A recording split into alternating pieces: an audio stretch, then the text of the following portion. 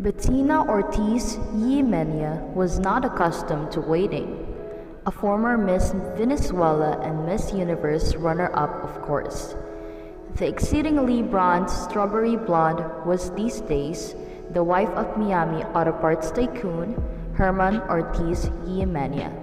At every restaurant, she chose to grace with her presence. She was always greeted with reverence and whisked to the exact table she desired. Bettina fumed as she glared at the tourists, happily savoring their lunch in the sun. Look how tacky they were. The women overly tanned, wrinkled, and saggy. None of them properly lifted or botoxed. She felt like walking up to their table and handing out her dermatologist's business cards.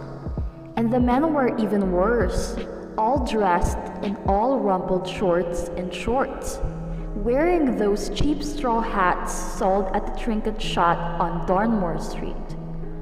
Why did such people have to come here? The 3.5-mile-long paradise, with its pristine pink sandwiches, was one of the best-kept secrets in the Caribbean. A haven for the very rich, filled with quaint little wood houses painted in shades of sherbet, charming buttes, chic oceanfront mansions turned into inns, and five-star restaurants to rival St. Barth. Tourists should have to take a style exam before being allowed to set foot on the island. Feeling that she had been patient long enough, Bettina stormed into the kitchen, the fringe on her crocheted Pucci Crafton top shaking furiously as she made a beeline for the woman with a shock of pixie-cut blonde hair manning the main stove. Julie, honey, what's the dealio? I've waited more than 15 minutes for my table. Bettina sighed to the owner of the restaurant. Sorry, Bettina, it's been one of those days. The party of the 12 on the terrace showed up first just before you did. Julie replied as she handed off a bowl of spicy conch chili to waiting server. But the terrace is your prime spot. Why on earth did you let those tourists take up all that space? Well, that tourist in the red fishing cap is the Duke of Glencora. His party just boated over from Windermere. That's his royal rooseman, you see, moored off the coast.